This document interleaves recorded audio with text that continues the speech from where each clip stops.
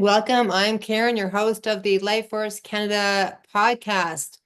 You can become a member at lifeforcecanada.ca and learn more about our community and what they are up to. We are all on this incredible journey of learning and evolving together. We offer tools and techniques and strategies and action steps as we cross the bridge into creating a reality that is free from corrupt systems. It's going to take all of us boldly saying yes to facing our fears and letting go of what was so that we can experience the unfolding of a new and brighter tomorrow. Very exciting. So most of humanity is only focused on the physical existence that we forget to ask the bigger questions. What if there's more to our existence than just being a body moving through the world? Last week, I had the privilege of being interviewed myself on the the Canadian Society of Questers. After Jacqueline, the president, heard my simulation stories, she asked me to come and speak to their group, and I had so much fun. It was a 2-hour interview. I haven't talked that long in a very long time. But again, I love when men and women want to learn and really become aware of what this reality is all about and the possibilities of what's available for everyone as well. Yes, this coming weekend, we have members who are traveling from across Canada to join me at Ascend the Experience, where they are invited to explore deeper aspects of who they are. So it's really about unraveling what society's taught us about what it means to be human, and then discovering an immense power within that we can all spiral up, right? We can spiral up in our lives into a whole new reality. Now, when I say this, I'm not talking about abandoning our human experience, but expanding into something greater. We are living in very exciting times, challenging yet exciting. Many of our private members are engaged in courses where they learn equity law, trust law, debt discharge, how to have a freedom mindset. If you would like to become a private member, go to our lifeforcecanada.ca website and learn about the benefits of joining our amazing community of pioneers as we're navigating our way to living in the private. And there's also a great gift for those who join as well. If you are a free member, you have access to our courses, such as how to create a PMA, a private member association. Lots of men and women are doing this now, moving out of the corpse world. There's also courses on how to become self-governing, dissolving tax issues, living off grid, and also how to start your learning pod. You can just go to, again, to our lifeforcecanada.ca website and go to courses at the top of the menu bar. Yes. Thank you, Claire and Carol. Yes, it will be an amazing event. I am so excited. Greetings, Dale Ann from Maple Ridge. Thanks, Karen Hanna, for posting the link to Ascend. Wonderful. Thank you. Okay, breathe in life force energy and just exhale stagnant energy. Breathe in life force energy and exhale stagnant energy. We're letting go. Yes, we're here to facilitate sovereignty and tap into our inner authority. So I have a quote here. I thought it was adorable, so I thought I'd share it with you. You are a butterfly, so stop flying down just so that you can fit in with the caterpillars. Author unknown. I have no idea where I got that from. If you are looking for Tim Stein's PowerPoint slides in regards to his talk that he gave last week, on the truth about vitamins and supplements. You can find them in the Telegram group under Health and Natural Cures. To get to our Telegram group, you need to sign up on the lifeforcecanada.ca website. And once you sign up, you'll receive an email with all the links that are available for you to connect with our community. Excellent. Thank you, Karen. Okay, tonight, our guest speaker is Lee Gross of Ethical Earth Solutions. He's going to be discussing the future of water technologies. Yes. Lee Gross is a visionary leader in innovative water technology solutions dedicated to advancing sustainable and regenerative practices. As the founder of Ethical Earth Solutions, he specializes in cutting-edge technologies like Vortex Generators. We have one right here. Nanobubble Systems, Electrolyzed Water, and Seawater Concentrates. I'm looking forward to hearing more about seawater. I've heard that for quite a long time to address critical challenges in optimizing water use efficiency across multiple industries. With a proven track record in business development, technical sales, project management, and marketing roles, Lee excels at navigating complex challenges and driving impactful outcomes. His passion for syntropic business models, we'll have to learn more about that, and holistic health fuels his mission to create ethical, forward-thinking solutions. That's what we love, forward-thinking solutions, supporting both human health and environmental prosperity. Yay. Okay. Now, for those of you that are here live after the interview, Esther is going to start the Q&A portion of our meeting. So just remember to write in the word question and then ask your question in the chat because I'm sure we're going to have a lot of our listeners here asking Lee some questions. Welcome, Lee. Hello, Karen. Thank you. I remember meeting you at Dr. Bob's birthday Mhm. party at Trell's. I know everyone here knows who Dr. Bob is. I interviewed him a few months back in regards to stop fluoridation. And I just got a chance to connect with Lee, and he talked about nanobubbles, and he had me so intrigued that I knew I had to have him on here so that we could learn more about what he's doing in this world. Now, the essence of water, we all love water. I think a lot of our members really know about Dr. Emoto's work, etc. But if you had to distill it down, what's one universal truth about water that applies to all its uses, and why does if we look at physics, its motion, structure, coherence, matter more than what people realize? Hmm. Well, first of all, thank you, Karen, for inviting me. And yes, I remember that night at Dr. Bob's well. And just want to acknowledge you and your team for all the amazing work that you in the world that you're doing. So everybody in this group, I'm sure, certainly appreciates all the work you're doing. So you're rippling outward, Yay. heart-centered vibration and frequency. So that's awesome. So yeah, I think that in preparation, as they say, if you want me to talk for 10 minutes, I'll need 3 weeks to prepare. But if you want me to talk for all day, just wind me up, right? So um, we're wound up here. So starting off, I think you was a perfect comment you made earlier that there is the physical and then there's the metaphysical or the energetic or the ethereal. I think the water is much the same. Well, it is the same, and typically most people look at it as just something that's wet that we use to hydrate and maybe get a few minerals in, and that's it, right? So.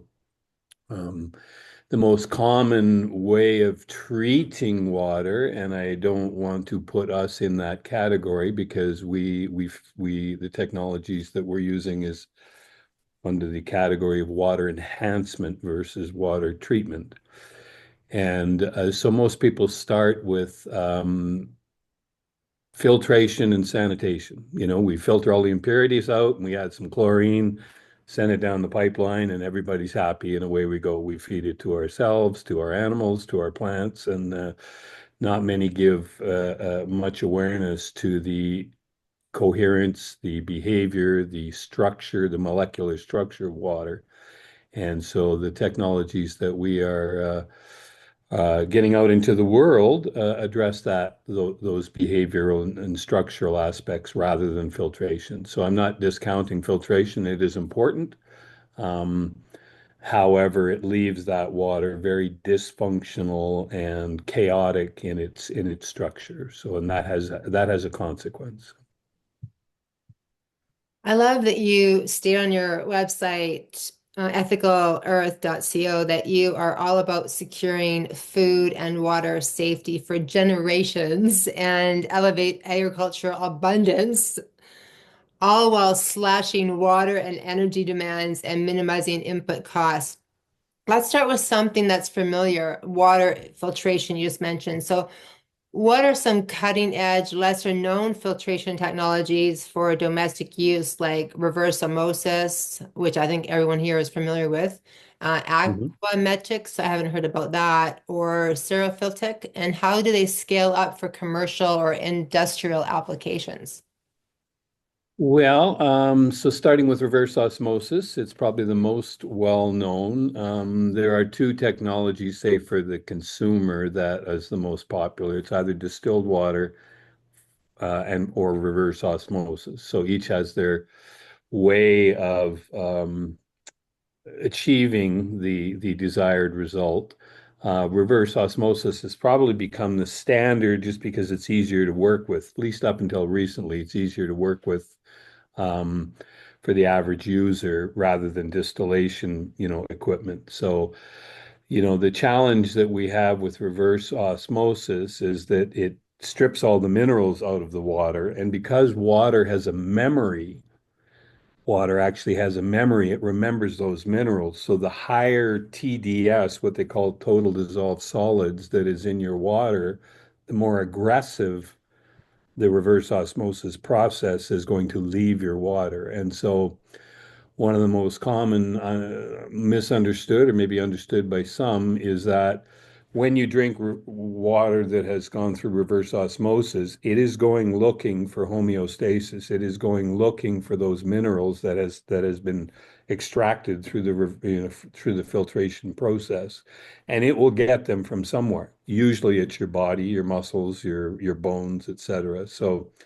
Um, so one of the technologies that we have, vortexing, it does is it will erase that memory. So when you're looking at, filtration in general, it is very damaging. When you look at the entire water process, and I'm going to talk about the water cycle after it's already in groundwater. So the ideal water is either rainwater, of course, it's coming down. The farmers love that, um, or water in a mountain, river, mountain stream that is constantly vortexing in multiple directions, not just one direction. And it's oxygenated, it's moving, it's spinning, it's organizing itself, it's purifying itself, it's picking up minerals along the way. So that is water in its ideal state. Then we dam it, we put it in a dam like the Glenmore Reservoir, we run it through a municipal filtration system. Then we add chemicals to it and we send it down pipes, straight pipes. Of course, nothing in nature is a straight line. All of these processes, and there's many more, serve to make that water very dysfunctional. Yes, it's been filtered, so it has no impurities in it. And we've added some chlorine and now maybe fluoride to the equation. Um, so it's safe from the standpoint of impurities, but it's not safe from the standpoint of taking it in to the body, either animals, plants, or people. So reverse osmosis has its challenges. So with what we promote whenever we see a reverse osmosis system is two things. You would put a vortex generator on pre your RO system for one reason, and you would put it on post the RO system for a totally different reason.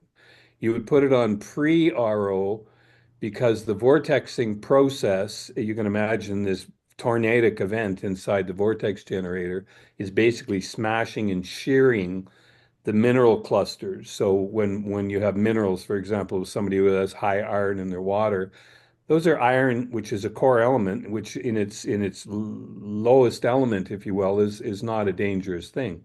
But once it clusters together in large clumps or large clusters, it becomes a nuisance, and we need to look at filtering it out.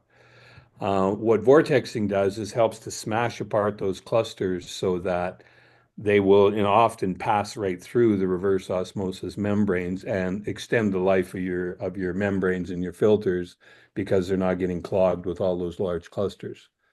The reason why you would install one post RO system or post filtration of any kind is to restructure that water after it's gone through all the process. So your ideal scenario is to have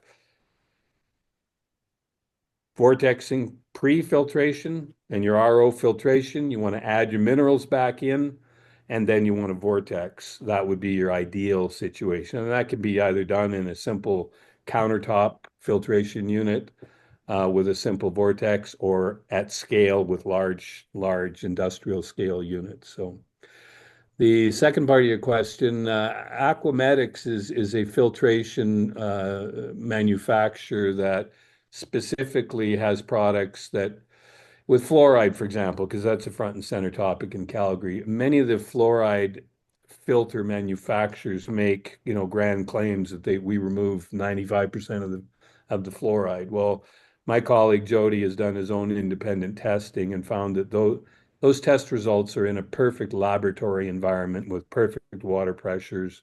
Um, we just don't have that in a typical municipal environment. Sunday night at midnight, for example, when everybody is in bed, we have high pressure. 4:30 in the afternoon, when everybody's coming home from work and everybody's showering, our water pressure goes down. So those water pressures coming across those filters need to be consistent to achieve those marks. So what he found in his testing is you'd be lucky if you were getting 75% of the fluoride out of that using the typical filter. And so Aquamedics is one that is a brand that has a high quality filtration, specifically fluoride. The third item there is Cerafiltech, which is basically ceramic, ceramic membranes used for municipal water treatment, not waste. Well, it can be wastewater treatment, and there's varying degrees of that at a commercial scale that will take out all of your forever chemicals, your PFAS, your PFOS, all of these so-called forever chemicals that I don't think very much attention is being paid to in municipal water systems. We have standards from the EPA or from Health Canada that says test for these particular things. And yet we know that these forever chemicals are in there, and I don't believe that, certainly in Calgary, that they have invested the kind of infrastructure, invested in the infrastructure to actually remove all of these contaminants. So if you live in a city, you definitely want to be filtering water, regardless of whether fluoride was in there or not. And I'm not saying that I'm not advocating for the effort to get fluoride out of the water. For sure we want to do that, but there's a lot of other chemicals in the city water and things that reasons to be filtering in addition to fluoride. So Thank you, Lee. I am so shocked at how many people that I know that are not even filtering their water at all. They're drinking tap water. Yeah. yeah, it's like even chlorine. I mean, it's become the standard for years and years and years, and yet we're now starting to see, especially in the last one I think it was in the First Nations or Red Indian community around Vernon, where they had now evidence that documented evidence that chlorine was causing damage to their citizens or the people of the community. And so I think that it's there, but you can imagine that it's not going to get publicized much because if it was approved for all these years as the primary And obviously it is, killing, most of the pathogens, but we're just not sure what damage it's doing to the microbiome. And not only the microbiome in our bodies, but the microbiome in the environment, in our soils, et cetera, right? So, for example, we have a study in a video that we just completed, or my colleagues just completed in Australia for tomato plants, for example. So we had three beds. One was the control bed with city water only, which had chlorine in it. The second bed had a standard PW50 filtration device, pardon me, vortex device. And then the third bed had a carbon filter as well as the PW50 device. And so the control bed, of course, was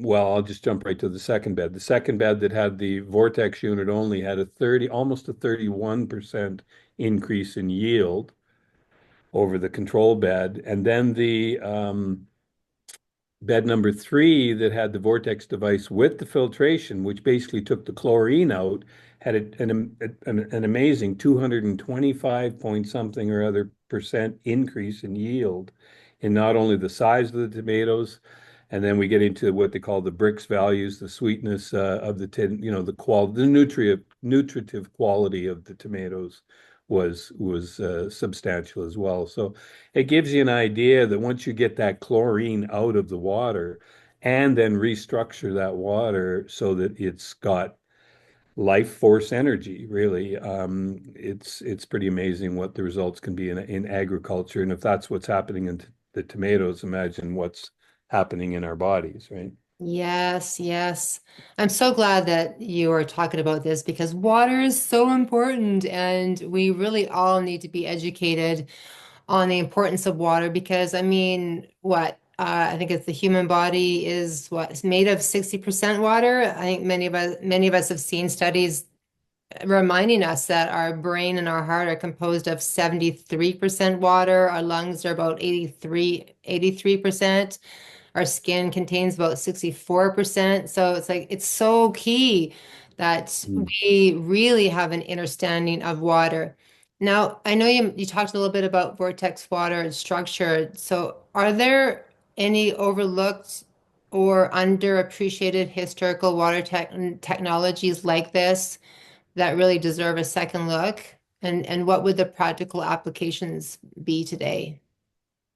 To come back to your statement there that by mass we are 70 some odd percent water, but when you total up the number of molecules in our body, we are 99 point something percent water. Yes, Look exactly. at everything, like every cell in our body is immersed in the intercellular fluids and of the blood, etc. Everything is in water. So we are water beings. And without going too far into that, you can to this particular into the woo, if you will, that it's my belief and many of my colleagues that water is infinitely connected to consciousness and humanity's evolution. So um, we can, for those that are interested in that subject, we can explore that, but we won't go too far into that now because it Oh, I might be do a have a bit question too later much. on about that. Okay, good. Yeah. So water technologies, what we're really doing here, like when we talk about, there's a few different technologies like magnets and different water enhancement technologies. I'll put them in that category. What we're doing with our technologies is that those are all technologies, and I'm not discounting them because they do, add some energy and some life force energy, but they're doing it in such a way that they are externally attempting to force their way onto the water to behave a certain way. What vortexing does, for example, is merely just harnesses what nature was already doing before we mucked it all up, right? And so nature knows exactly what to do, and we're not adding anything to that water in terms of external influences to change its behavior. We're just saying, here, let's get all this other stuff out of the way because water has an intelligence. It knows what to do, right? So it's I don't see that I'm in one sense it's cutting edge technologies, but in another way of looking at it, it's just coming back to nature because nature knows, right? Right. I remember when I met you, as I mentioned, at Dr. Bob's birthday party, you talked about nanobubbles, and I was really intrigued. So Mm. what are these newest water technologies? Can you just talk a little bit about that? And I think you talked about ultra ionization, and then there hmm was HOCL that ha haven't yet been widely embraced. Why do you think that is? Well, let's start with nanobubbles. So nanobubbles, everybody's seen a pond, in their local neighborhood or whatever with air bubbles bubbling up to the surface, right? So those are what you would call either macro or micro bubbles. So they're filled with air, which is a gas, and they float to the surface because they are a large bubble and they burst and they release their air into the environment. There are some technologies that might actually impregnate those bubbles, not impregnate, but infuse those bubbles with oxygen. So what nanobubbles are is ultra small bubbles. You might get, 2,500 bubbles in something the grain size of a grain of salt. The last measurement that I saw on two of the different technologies, one was 480 million, no, pardon me, 680 million bubbles in 1 milliliter of water. One of the other manufacturers we're dealing with is actually 3 trillion bubbles in a 1 milliliter of water. And so those are bubbles that are so ultra small they are not able to be seen by the naked eye. And their characteristics are that if you have it in a pond or a dugout or a body of water, they travel around. They will not rise to the surface and burst like air bubbles do or micro bubbles do. They travel around that body of water in what is called Brownian motion. And if they have been infused with, say, oxygen or ozone, they will contact pathogens in that, the algal blooms or pathogens that are in that body of water and oxidize them. They are basically one of the many technologies here that are basically what we call AOPs or advanced oxidation processes, right? And as we all probably have some good understanding, disease like cancer, cannot exist in a highly oxygenated environment. So whether it's our blood or our bodies of water or, we are severely under oxygenated on so many levels, including our water. Um, so that's how nanobubbles can be infused with any number of gases, either air, oxygen, carbon dioxide, CO2, nitrogen, hydrogen, depending on the application and intention of your project or what you're attempting to do.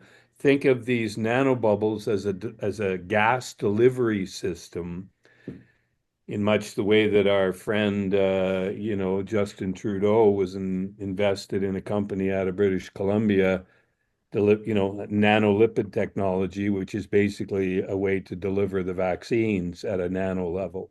So nanobubble technology falls into that nano category, and it's used to deliver. So, for example, you could infuse the water that you're mixing concrete with CO2 bubbles, and not only will it make the concrete like 30% stronger and cure quicker, um, you will sequester carbon, for example, if that's what you believe in and want to do. So there are many different, in our application, we're using nanobubbles with ozone and treating farmers' dugouts because ozone is a far more effective and does the job much quicker. So the other technology you mentioned was hypochlorous or HOCl. It goes by many names. That's what got me into the water business back in 2019, 2020 as this thing called COVID unfolded. And it basically is a completely 100% natural technology. You take water, salt, electricity, and you put it through a generator, and it produces two streams of liquid. One stream is what they call anolyte, or the anode side, the positive side. The other stream is what they call catholyte, or on the cathode side. The one stream is basically a disinfectant, a 100% natural disinfectant. And it can be produced at generally, for commercial use, it's generally produced at a pH neutral. And then the other stream is what they call sodium or potassium hydroxide, which is basically a but, it's a much higher pH, generally a 10 to 12 pH. So it's a great cleaner, great degreaser, has many other uses there. The disinfectant is 100 times more powerful than chlorine, yet completely safe for all higher life forms, even if accidentally ingested. Um, so that, is a technology that, mostly is often the majority of studies, and there's like 800 to 1,000 now studies, are used for post-harvest agri-food treatment. So, treating your carrots, let's just say, to make them last longer. If you spray hypochlorous on there, they will, you'll extend the shelf life of your produce, for example, of your flowers, etc. Um, it's used to also, if you make it out of potassium chloride rather than sodium chloride, you can also then spray it on your crops. It's used for so many different agricultural applications. For example, I've seen the study where they sprayed it on a compost pile with the intention of controlling odors, and what resulted was a 260% increase in earthworms. So what's it doing in there? Well, obviously it's, eliminating the negative microbes, but it somehow has an intelligence to not harm the beneficial microflora and just goes after the bad stuff. So it's a great tool to have in your toolbox for during any time when there is something in the air, bugs in the air, whether they're man-made, fabricated gain of function or just natural. And I understand there's a train of thought that says there's no such thing as viruses, but the people that get sick in their bed for a week have got something. So maybe it's not a virus, but it is something. And the hypochlorous is also, basically effective at inactivating almost all pathogens. I won't say all pathogens, but one of the surprising ones is prions that is associated with mad cow disease and chronic wasting disease, et cetera. So it's quite an amazing technology. Here's a gallon, for example. Whoops, there, but didn't show up very well. But and basically, what I use it for is if I go out, for example, last time I was at Dr. Bob's, I got a little sneeze twice, which tells me something. Okay, I got something came in. So I just spray in the eyes, ears, nose, and throat, take it in your throat. And if you're doing that regularly, you really don't have too much to concern yourself with pathogens, I guess, that are causing problems. Technology that you mentioned there was seawater concentrates. Do you want me to get into that as well? Yeah, absolutely. Yeah. Thank you.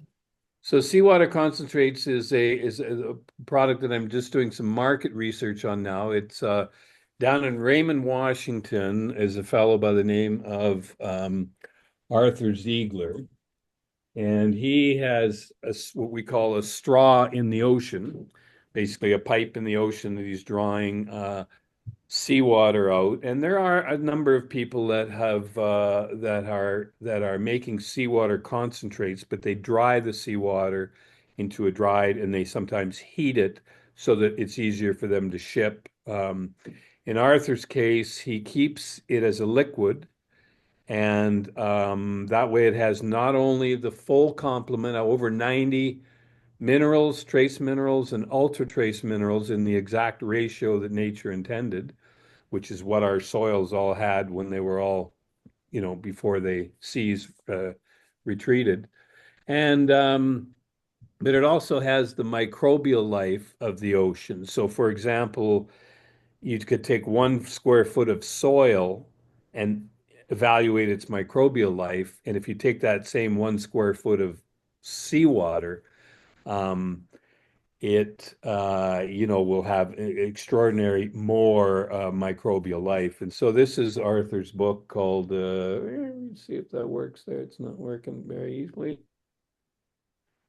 Anyway, it's called Abundant Agriculture. I don't know why my If you go right in front of your face, it will, unfortunately. Yeah. yeah, so that's his book called Seawater Concentrate for Abundant Agriculture. And there's a little sidebar story on one of my um, blog posts on my website where they interviewed a podcast. They interviewed Robert Slovak, who was the creator of reverse osmosis. So if you want to know about reverse osmosis and water technologies, but he has a dovetail in there where he starts talking about this man in France in the 20s.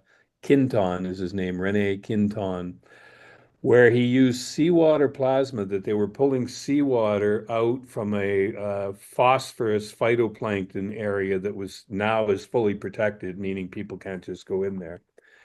And they were using that seawater to heal people in the 20s before they, like Tesla and many others, were moved out of the limelight, let's put it mildly. And one of the things he did was he experimented with swapping out the blood of canines, dogs, with seawater plasma, and the dogs thrived. So, like, what you go, like, wow, really? It just shows you that how close that our blood is in our system, in our bodies to seawater, right? So I'm not sure that Arthur's is as pure as it would need to be to do that, but it's certainly adequate for and beautifully helpful on our soil. So Mm. I have, been doing a little bit of research, and surprisingly, in the town that Arthur's from, um, they're neighbors to the man who was the co-founder of President Water, Vortex Generators. So must be something creative in Raymond, Washington there. So. Amazingly. I just want Hmm. to hear from our members here, just in the chat, write in what kind of water filtration system that you have. I think it'll just inspire others. And even if you don't have a water filtration system, just be honest and say, "Hey, I don't have one yet." Hmm. I have the Berkey. Do you know who Stephen Roig is from Safe Water Canada? I do not know. Filtration is something that I'm not very versed in. I have the, rudimentary understanding of filtration on the commercial side. There's Yes. a lot of different consumer products, and at the end of the day, the only way to know for sure is to take a water sample before you put it through, Hmm. and take a water sample after you put it through, have them tested, and then you know for sure whether what you have, right? And otherwise, you're believing marketing literature, and I'm not saying it's all wrong, but you just don't know. Exactly. I agree. And if there's anyone who has a farm on here, let us know as well. Mhm. That'd be great. Primary focus has been agriculture, but also we're moving into oil and gas as well. And then in the industrial side, for example, one of the benefits that we talk, or not one of the benefits, the biggest benefits that we typically talk about for say vortex and nanobubbles, et cetera, are reduction in water usage. So we're talking about a minimum of 20 to 25% in the reduction of water usage, right? And sometimes up to 40 to 50. Cutting energy costs. So all of your pumps, et cetera, that you're using to pump that water, typically 10 to 15% because the water is got lower surface tension, and think of it as being more fluidic and it's going through the pipes easier than having this dysfunctional coarse water being jammed through the pipes. The next piece would be chemical inputs. Doesn't matter whether it's fertilizers, pesticides, herbicides, nutrients, foods, animal feeds, etc. You will need less of it because the water is so much more efficient and energized that it's doing its job better. So if you're talking about delivering nutrients to plant roots, or having water go through the soil, because of that lower surface tension, it's going to go through the soil and penetrate the soil better and will help deliver those nutrients more effectively. Therefore, you'll need less of them to help the plant achieve its full DNA potential, let's call it. And I think that very few plants are. So the list goes on. You're liberating oxygen, you're balancing pH, you're extending filter lives, repelling pests and pathogens naturally, supercharging soil health, boosting crop yields. That's also a big one for those that are interested in poundage only versus the nutrient quality. We're seeing yields of up to, 15 to 20% just in pure poundage. And then, when you add the nutrient dense component and the increased bricks, the other thing you'll do is you increase the drought and frost resistance to the plant, and of course extend the shelf life and reduce waste, when you transport the product. So Hmm. Now, let's talk about synergy between the technologies that you've spoken about. Is it possible for these innovations like the filtration, vortexing, and nanobubbles to overlap and work together? Can they complement each other? yeah, absolutely. So that's a great question. And obviously, the one example I gave earlier, where we put a vortex unit with a standard carbon filter, that would be an example of the synergy that resulted in a 225% increase in yield. So that's one example. Another one will be, using the vortex device, for example, pre-pump is going to, make wear and tear on your pumps.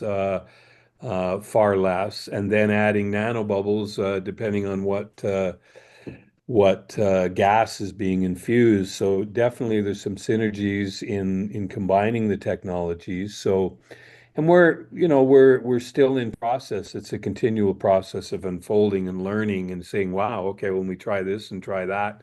So until we actually do the example, we aren't going to know. But one nanobubble company that had shared with me one of their stories that they had gone into, for example, Coca-Cola, and they prior to putting one of their systems in, they were using, let's say, 1,000 parts per million of parasitic acid to clean out their pipes, etc.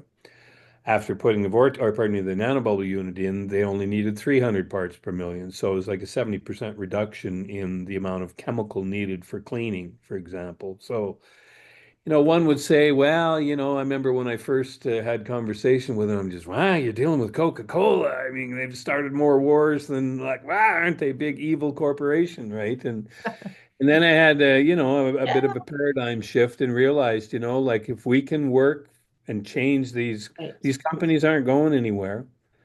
So if we can change them from the inside out and reduce the amount of water they're using, reduce the amount of chemicals, that's a win-win-win, right? And same with oil and gas. When I first started thinking of oil and gas, so I really want to help that. And I think, wow, if we can clean up the environment from all the damage that they're doing, well, this is a good thing. Same with mining, right? You have all these huge lithium pits that the water is so damaging, and we have the technologies to do this now. So let's do it. That is really impressive. Hmm. I want to talk about frequency in water. There's this growing buzz about frequency devices in agriculture, like the scalar square waves to kill bacteria. How can this be adapted or infused into the water treatment technologies? Yeah. So, well, we're getting into now. So I would be cautious about scalar because it's an there's a lot of claims being made about certain scalars, techno or frequencies that are being created that may or may not be. And I'm not discounting, but we have one of our devices, for example, where we have taken a device like this, which is a vortex generator, and wrapped it in a certain way with wires and added a scalar frequency generator to it. Um, and that will increase because what's happening inside the vortex device is it's creating piezo electricity. So, for example, we had one irrigation farmer who had a big 12-inch unit on irrigation. It was an organic dairy farm growing corn.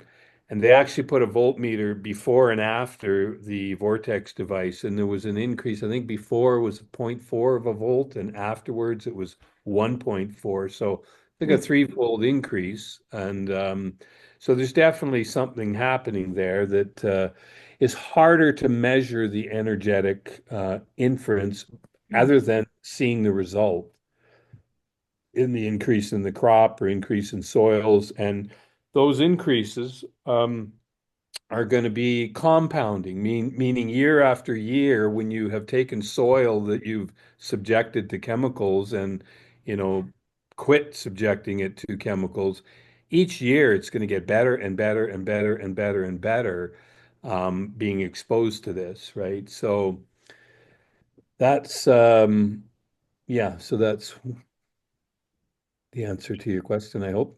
Yeah, it's obvious that you are rethinking the way business is done. I love it. And you're more than a company. I love that. You have that on your website too, that you're a movement, just like Life First Canada. Yeah, well, it's it's important, right? I mean, I feel like we need to create a world of water warriors, right? Yes. Called water warriors, that we all need to do our part with water, and it's so important, right? And we've found there was a podcast in our men's group of a man talking about when water wakes up, and it stimulated, in that conversation, he talked about vortices being created that Hmm. actually can harness etheric energy, right? And so the vortex, I mean, look in nature, everything in nature is a spiral, right? It's Yes. like to look out to the universe, everything is a spiral. So, um, the vortex has the capability of harnessing etheric energy and putting that life force energy into whatever you're enhancing your water for, whether that's food or animal health or human health. So these are things that are kind of harder to measure, but yet they're real nonetheless. So Mhm. so scalar fits into that equation. So we use the scalar technology where we wrap that unit on a scenario like a chicken barn, for example, where it has to be really low flow. A device like this needs water pressure to really create the piezo effect, right? So it needs to be, a certain, like maybe 30 psi, 40 psi pressure. But when you have a scenario like in a chicken barn where you can't have that kind of pressure, because when the birds go up to take a drink out of the nozzle, if you had a lot of water pressure there, you'd knock them off their perch. And so it's one of the most difficult environments because the water pressure has to be so low Mhm. that you have bacteria problems in nozzles and things like that. So being able to energize that water by using scalar technology, enhancing the piezoelectricity effect, is one solution for anybody who's got, a chicken barn. Hmm. Love it. Mm. Water warriors and water lovers. Mm. Now, I know the word sustainability is so overused now, and it's a part of the whole one world government agenda. So instead of sustainability, see, how does ethical Earth solution uh, prioritize regenerative practices, and what is the environmental impact compared to traditional water treatment methods? Okay, good question. Um, yeah, I would say that I agree that, to me, whenever I've heard that word sustainable, it's really lacking. Like, really, we just want to sustain. If you imagine a flower bursting out and reaching for the sun, and this amazing thriving creature that's just filled with energy and joy, and you say, wow, are you just trying to sustain? No, obviously not. It's trying to thrive and be the most fulfilled expression of its DNA potential, genetic potential possible, right? And so what we have is a planet, so definitely regenerative is, is one aspect of it. It's regenerative is dealing with a planet that has been subjected to a lot of, um, let's just say, not very exciting or very life-giving influences. And so we can't just sustain any longer. We need to regenerate the planet. We need to regenerate the water. And why? It's not just physical. Any, it's understanding that because water affects our consciousness, it affects our health, it affects our thoughts, it affects our mind, if you will. And so I'm reminded of a story. I lived in Colombia for a few years, and in Colombia, one of the Red Indian tribes there is called the Kogi. So many have heard of the Hopi in Arizona, and the Kogi are in Colombia. Apparently, they're both of Mayan descent. They're very well-respected tribes because neither of them had a warrior class. So their spirituality is respected by many other indigenous tribes. And unlike many, First Nations, or pardon me, Red Indian tribes, that feel they're at the center of creation, the Kogi, their mythology is that they're at the heart of the world. And so it's pretty amazing, and they have quite a reverence for water. That water is sacred, and they see, for example, the rivers and the streams and the lakes and that as like the blood through our bodies. And so, they see it that when you pollute those bodies of water, we're actually polluting our minds. And so, and it makes sense whether it's vaccines or what have you, that at its core, those vaccines are going to work on the water inside your body, right? So, yeah, super important that we do more than just regenerate, that we at a bare minimum regenerative processes and practices, but then basically not sustaining, but thriving, reaching that level where we all thrive, right? And to me, water's at the epicenter of that. That's amazing that you mentioned Kogi, because I was just going to say to you, do you know John Bella Melchizedek? He was one of my mentors many years ago, and he always shared incredible stories of the Kogi. And one of them was that if you are connected to the heart and your heart connected to the heart of Mother Earth and respect Mother Earth, that in the times where there's no water, or if, say, the one world government stops people from accessing water unless you have digital ID, that the actual consciousness of Mother Earth would allow for, just for example, say in your backyard, you walk out into your backyard and a spring pops up Mm. of living water. And so John Vella would say that this is what the Kogis were teaching, and this is why John Vella was really reminding all of us to not only love ourselves and the water within ourselves, however, to honor the water, the earth, the elements, etc. And as Mhm. we honor, respect, then Mother Earth is going to take care of us and support us. So I'm so glad you brought up the Kogi. Mm. Yeah, they're an amazing tribe. I spent some time and did ceremony with them, and Wow, Lee, and that's they, fantastic. they have some amazing mythology, and so, like, for example, their Mamos, their medicine man, if you will, is taken from a very young age and put in a cave with just enough light so that they don't go blind for like 9 years or 14 years or something. And they develop this amazing ability to remote view, right? Yes. And Melchizedek talked about that, the remote viewing, their ability.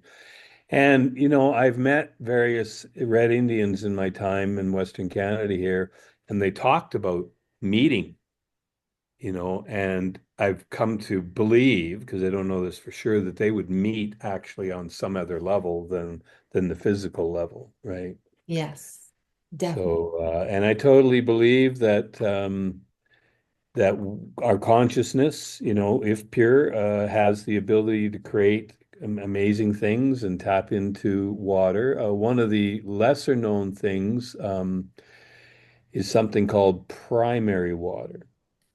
So most of the water that we get now is surface water. Surface water would include oceans, rivers, aquifers, etc. And those are the ones that are, often getting depleted, etc. And those are the ones that are getting polluted on the surface of the planet. So to give everyone some, a hope that when it comes to primary water, this is water that's coming from the Earth's core, and there's supposedly 4 to 5 times the amount of primary water as there is surface water. So I'm working with one Hutterite colony, for example, north of Calgary here, and they brought, even though there's hundreds of Alberta water well drillers, they brought up somebody from Nevada who specializes in primary water, and they used all this gamma ray technology to determine, and you're drilling in completely different places than you would for surface water. So that's a whole exciting understanding as well, and knowing that, when we learn to tap into that water, there will be no shortage of water, right? Yes. And Amen. there will be no shortage of water. So looking ahead, what's one water technology or concept that you're really excited about, and how could it transform how we interact with this vital resource? Well, I think we've covered, some of the pieces. I think that it's understanding water and hydrogen and molecules, sounds like it's all scientific, of course, but it's a process. We need to get there, right? We need to clean up our water. We need to clean up our bodies. We need to clean up our minds, and that will contribute to a better connection to source. I guess that would be the way to say it, right? A clear, so purification, body, mind, if you will, and water will be at the epicenter of that. And so any technologies that contribute to that, and having a tribe of water warriors that are thinking how, in every moment, how can I Exactly. contribute to cleaning up the planet's waters, right? Mm, I love that. Yes. This coming weekend at Ascend, I'm actually using or showcasing an example, and I'm actually using two water glasses where both water glasses are full. And everyone has a full water glass of information right now. We're being filled with information we do not need at all. And so Hmm. if we're here to fill up on spiritual knowledge, there's no way that it can fill the cup because it's just going to overflow and we're not going to be able to take it in. So at Ascend, I'm actually helping everyone and assisting them to take the water out of their glass, the mental water, the mental chaos, so Mm. that they can fill their cup up with spiritual source energy, life force energy. So yeah, I'm very excited. Beautiful. Yeah, Okay, beautiful. so Lee, I went onto your website and I saw that you wrote an article and it was titled, Is Water the Key to Ascension? So Mm. can you share your perspective with our listeners? Yeah, well, I didn't write the article. It was a video produced, and basically what I did was got a summary of that.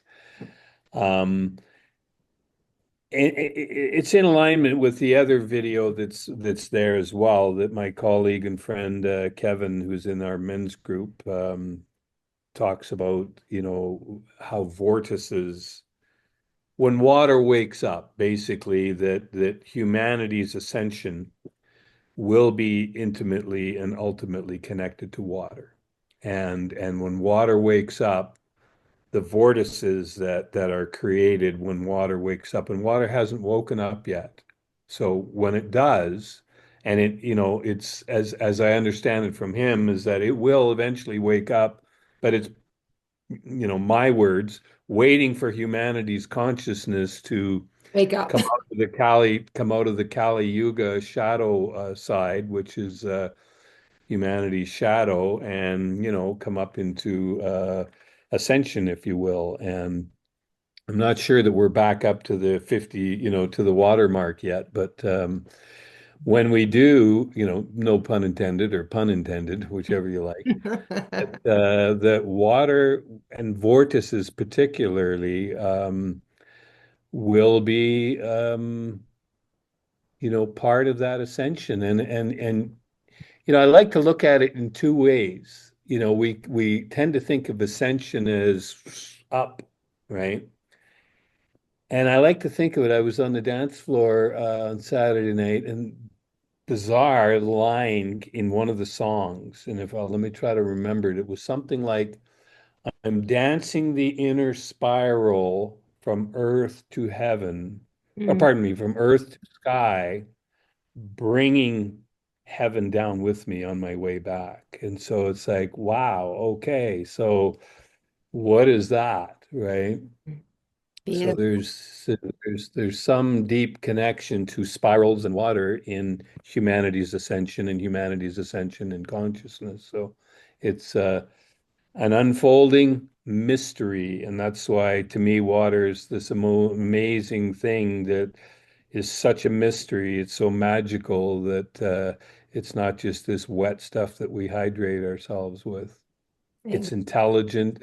It's a living thing. It knows things.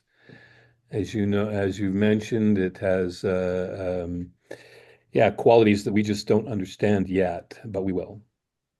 I love your knowledge, your wisdom, Lee. This has been an exceptional presentation, interview. I love it. I'm going to Hmm. pass the torch over to Esther. I know we've got some great questions in the chat as well. Over to you, Esther. Thank you. Lee, I'm so excited. I never knew the term water warrior, but I'm going to Hmm. adopt that. I love it. Thank Hmm. you. Hmm. I've taken questions from the chat, so some are from different parts of when you were speaking. Emily asks, what is your opinion or research on Kangen water or Kangen water? We hear various different opinions on that. Yeah, again, I'm not a great, I don't have a ton of experience with the Kangen. It's it's an alkalizing unit, so it's not just doing filtering, it's alkalizing the water. I mean, it's got a lot of good qualities to it. I've also seen it used in for creating different acidic levels of water to be used, for example, in cannabis growth. For example, you'll put a more acidic, output version on cannabis plants to kill pathogens, and then you want to rinse that off and use a more neutral pH. What the experience that I have is with my colleague Jody in Australia, who's the co-founder of President Water, and he has various Kangen devices that have been modified to add a vortex generator to them, right? So again, it's going to do a great job in filtration. Um, I hear they're kind of pricey. Um, that doesn't necessarily mean it's a bad thing, because you always have to evaluate, your return on investment, I guess would be the way to say it. But one way or the other, I'd be adding vortexing to any filtration. Thank you so much. You've totally jogged. We have filters in the house, but I know we need to take it up a notch, so to speak. Mhm. Toby asks, I'm hoping to move to Pond Inlet, Baffin Island next month. How can I help educate the people that adding chemicals to the most pristine water in the world is not a good idea? And then his second question is, how does the sound of the sun and prayer structure water? Wow. Well, Pond Inlet, that should be an exciting adventure. Anytime you have a municipality, they're adding chlorine, not because, mostly for liability issues, right? And so I guess it really is no different than here in the city. Anytime you're adding chlorine, if you're going to try to take on the government structures to have them not add chemicals to the water, that's a pretty big effort that you may or may not succeed in. But at a minimum, you'd want to be filtering that water. that water out, or pardon me, the chemicals out of that water. So I'm not sure if that answers the question entirely, but obviously they're adding chemicals where they don't need to, and they're doing it for liability reasons so that nobody gets sued, versus because the water is impure, right?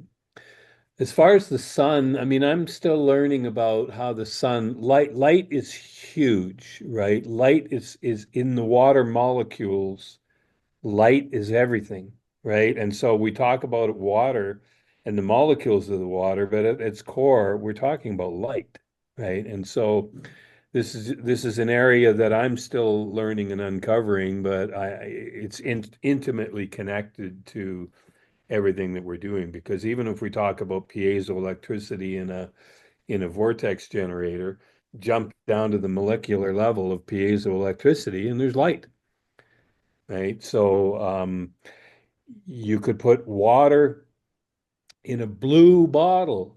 And again, I'm just learning this from my colleague as well, that, you go get a bottle of Blue Nun and pour out the wine, or drink it because it's not that great a wine, but put some water in it and put it out in the sun, and you're going to find that the water is pretty amazing. So what's it doing? I don't have good science or knowledge of that, but it's definitely a good thing. Thank you. Susan asks, what is the Gates Fresh that is sprayed on all vegetation as it comes over the border that poisons and preserves our produce, and how can we counter that? Are there any of your products that can reverse that? Well, hypochlorous definitely will remove all the toxins, and it's remove all the sprays that have been sprayed to, on produce. So if you're yeah, if they're fumigating the produce as it's coming over the border, then you basically just want to spray. And the hypochlorous at smaller concentrations, when I say smaller, this is a medical grade disinfectant, so it's 500 parts per million. Right? I'm just not sure why there we go. It's 500 parts per million of hypochlorous. So as a food grade sanitizer, it's about, let's say, 200 parts per million, and that is approved by Health Canada. These are both Health Canada approved products, by the way. Um, that's approved as a no rinse sanitizer, means spray it on your cutting board, spray it on everything, and you don't have to rinse it off. That's how safe it is, right? And so even at 200 parts per million, it's going to inactivate most pathogens, viruses, bacteria, etc., even at 100 parts. But so I would be spraying my food with hypochlorous if it was coming across the border for sure. Thank you. Hmm. Daylan says, asks, you have many impressive types of water processes. Which kind is for drinking? She may have missed that. So what do you recommend Well, for them? they really all are. Well, nanobubbles would be less so, but definitely vortexing would be for drinking water. And so, for example, a unit like this big, this is a 1 inch line, right? And you can see the core of it, and it's creating dual directional, multi-directional vortices, right? So it's not just spinning it. You'll see some devices in the marketplace that are creating a spin. And that's helpful, because it's not just water being forced through a pipe, but having multi-directional, sorry, vortices going. So you imagine this is continually creating all these vortices, just like you'd see in a mountain stream. A device like this would be used more for a whole house unit, for example. You would, put a 1 inch line or if you own your own house, into the main line coming in, and that way it's going to treat the entire house. You're going to have your hot water, your cold water treated. It'll reduce the scale in your hot water heater. Your shower will be treated, etc.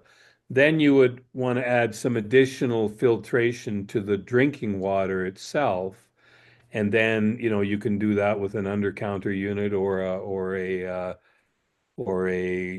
just a simple countertop Centivia unit. But one way or the other, our recommendation would be to be vortexing, as I mentioned. Whenever you think about filtration, you want to be thinking about vortexing both before and after in an ideal scenario. So much to learn. Aaron asks, for those of us who aren't using a natural spring or well water, how can we have mineral balanced water? Well, you don't say where you're getting your water then. If you're and mineral and springs, there's a couple of different pieces of that. Let me unpack that a bit. When we think of a drilled well, for example, we talk about nature. We think of a drilled well. We're going to drill down 800 feet into a aquifer. That water has not made itself to the surface naturally on its own, the way you will see water that maybe comes out of a granite bed or something like that. So it's ripe, it's ready. Water that is ripe and ready will make its way to the surface on its own somehow. When we drill down into an aquifer, we're actually drilling down into immature water. And the deeper the well, the more immature that water is, and the more total dissolved solids, the more, things that you'll have in that. So, for example, we've got one client that they have in a drilled well, they have 2,000 or 3,000 measurement of total dissolved solids. The other colony has 1,000 total dissolved solids. Both of them are filtering all of those minerals out of the water down to 2 parts per million. The guy or the colony that's got 3,000, the higher one, that water is so aggressive that it's basically eating away at the infrastructure. The pH of the water is low, and it's eating away at the infrastructure of the pipe because of the memory in the water that those minerals imprinted the water with. And so at a bare minimum, you want to get minerals back in to that water if you're filtering them out. And then you want to vortex the water, restructure the water so that it erases that memory and it doesn't continue to go looking for those minerals. Thank you. Hmm. Claire and Carol are saying we met you at Dr. Bob's party as well. And their Everyone. question is, do you provide systems for individual homes? Well, we have a vortex generator, obviously, like these for those, and these ones would be more, what I'll call consumer. Most of our other units are bigger than this. This is a 1 inch unit, and we go up from there to 2 inch all the way to 12 inch. So massive units that are used on farmers' irrigation pivots. So um, if you're talking about filtration, again, you could put one of these units in, in a whole house unit, and you're going to get some pretty nice water out of that. But if you're talking about drinking water, I would add some form of filtration as well. So the vortexing is going to smash apart a lot of the total dissolved solids, and it's going to enhance that water. But I wouldn't necessarily guarantee that it's going to take all the fluoride out, for example. So I would definitely be talking about some form of filtration enhanced by vortexing before and after that filtration. So you can see that it's similar. Bottom line is that we got to filter the impurities out, the chemicals out. We got to put the minerals back in, and then we want a vortex before and after as almost a standard template, no matter where you go. Right. And if you're talking about a well, for example, you know that that's going to be the scenario, but you're also talking about a water test. If you're talking about something outside of a municipality, on an acreage or something like that, then you're definitely wanting to have a water test done so you know what you're starting with. Okay, and so you sell vortex generators that we could buy, and someone's asking about the cost. Would you prefer that we go to your website to find that? No, I can, you can. It's some of them are there, but I mean, for example, the PW50 is our standard one. That's 195. If you're shipping it out of town, then it'd be extra $18 for Canada Post.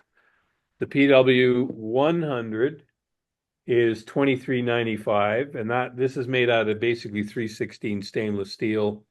Um, and set up to be, threaded with an adapter into a whole home system. So those are the two that really are consumer oriented. Everything is that I have, I have a price list here of all the other devices. Let's see why that doesn't work, but anyway, those are much bigger units and would not typically be for the average consumer.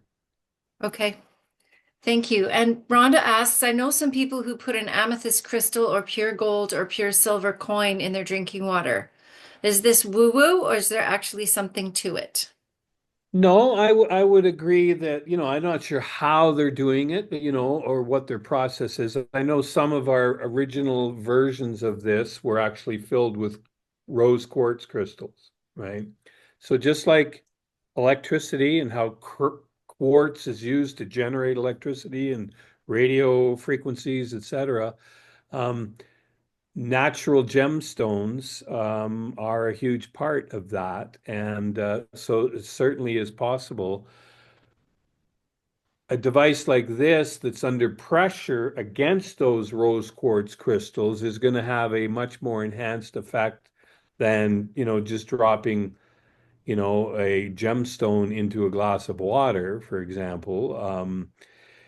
And yet, what do I know? Maybe, dropping a gemstone in and saying a prayer over top of it might have just the same effect, right? And so it probably becomes more of an economy of scale that if you want to have a nice, 5-liter jug versus a glass, um, what's the process of making up that quantity of water, right? So, but I wouldn't say it's in the woo.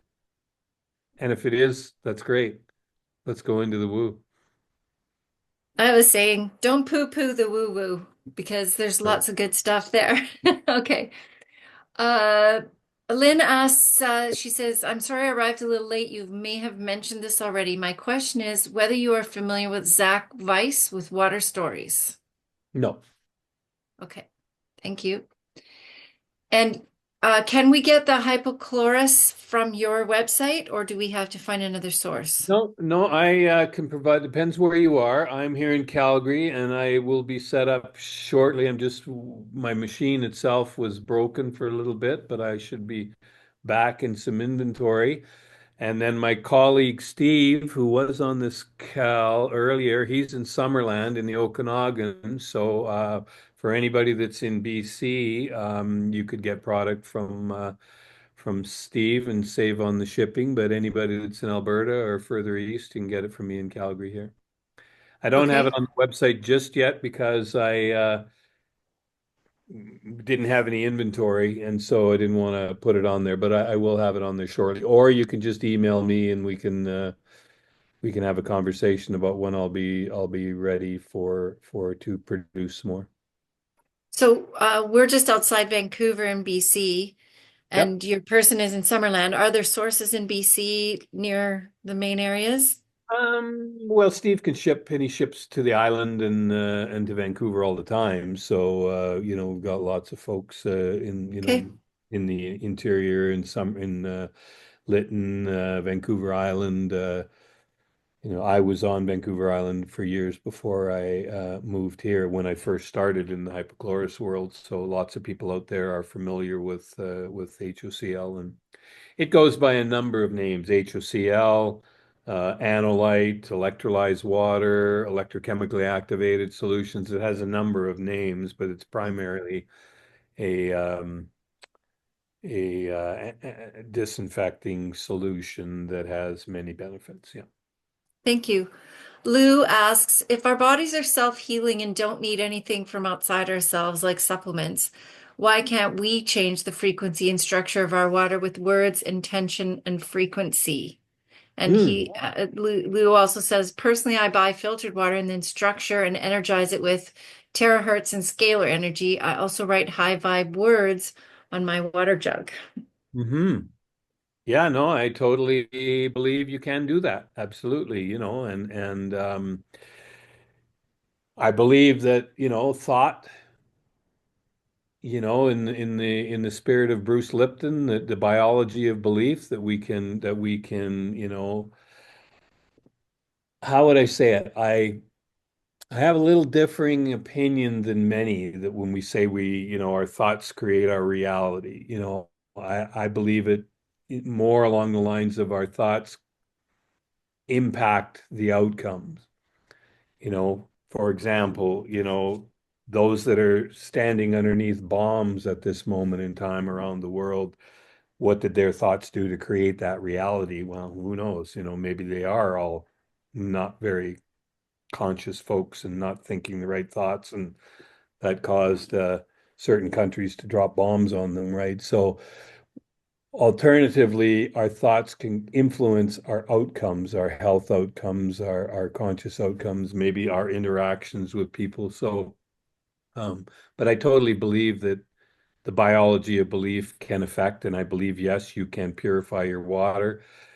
If you have such a high level of consciousness and focus and ability, as it's said that, in the old yogic beliefs, the Siddha yoga gurus could drink snake poison and not be killed, right? But I have to imagine that that requires a significant level of consciousness and control of the mind to be able to do that. I know I don't, so I use tools. Thank you. Ursula asks, what goes into the maintenance of the Vortex unit? Absolutely nothing. There is no maintenance, there's no parts, there's no pieces, there's no additional filters. We have large units that are 10, 12 years installed. They're just chugging along, doing their thing, and there is no maintenance.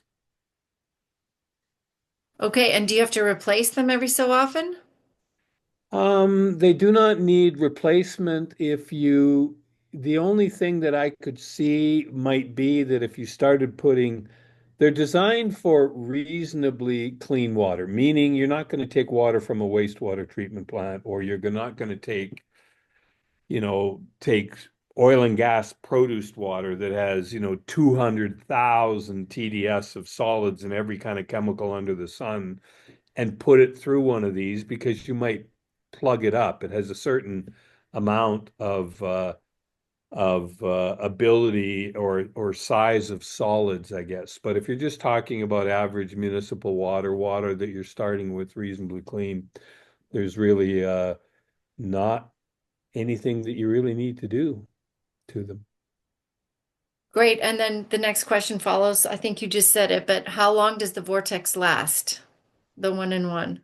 Exactly. So yeah, we have the bigger stainless steel ones. Like I said, we've got units out there, or my colleague does. I don't. My colleague Jody does, and President Water in the US has got units out there for 10 plus years, that are still doing exactly what they intended and what they bought them for. So, your return on investment is pretty quick. Usually, in the farmer's case, we're talking about less than a year, depending on what type of a unit. And then every year after that, for 10, 15 years after that, you're making money.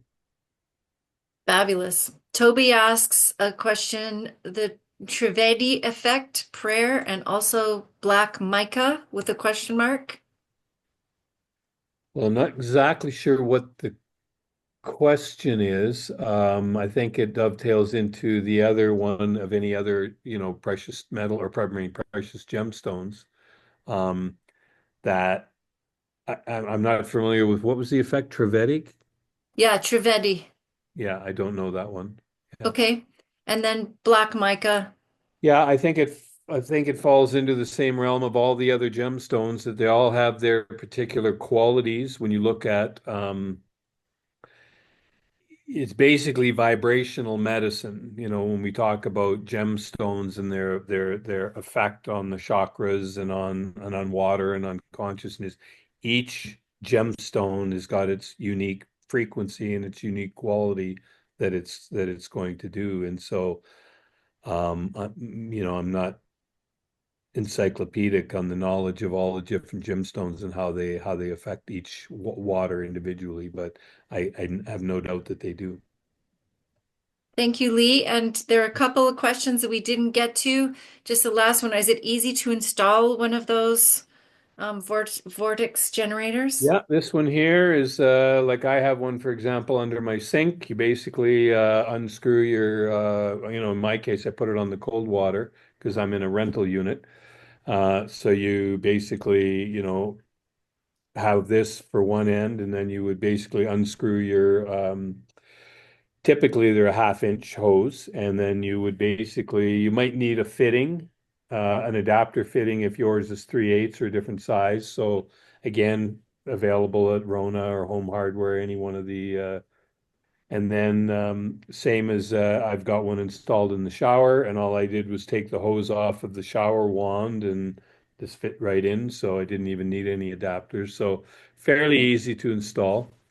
If you're talking about installing it, if you have an under-counter reverse osmosis system, for example, you might need some additional help there with your plumber, whoever installed your under-counter reverse osmosis system. But in general, it's a pretty easy thing to install. In the case of a home unit, it's probably wise to get a plumber to do that because you're going to need to shut off your main water feed. And you might need, typically, most homes are a 3/4 inch copper line for the main line. And so you would need, and you're dealing with pressure, pressures there. So it's probably wise to have a plumber install any bigger units. But if you know what you're doing, you can certainly do it yourself. But so it's not like it's difficult. You want to make sure that if you're dealing with the main lines in your home, that you don't have a flood. Thank you so much. I have so appreciated this talk. Thank you. Over to You're you, very Karen. welcome. Thank you so much, Lee. This is incredible. I'm so glad that Terrell came over to me and said, "You got to interview Lee." Yeah, me too. Yeah. If we were at a live event, we would be clapping for you. So since we're not at a live event, we just celebrate you. Yay, in this way. Thank you. Thank you, Lee. Grateful for you. And I think everyone here is so in awe that you have said yes to your purpose and passion. You are very inspirational. Thank you so Mhm. much. Feels for sure that, on purpose and with such an important element in humanity's evolution and just even for physical health, but also, what the coming ascension, if you will, and what that's all going to look like. So Yeah. we're doing our part as a water warrior. I feel on purpose for sure. So it feels good. Thank you so much, Lee.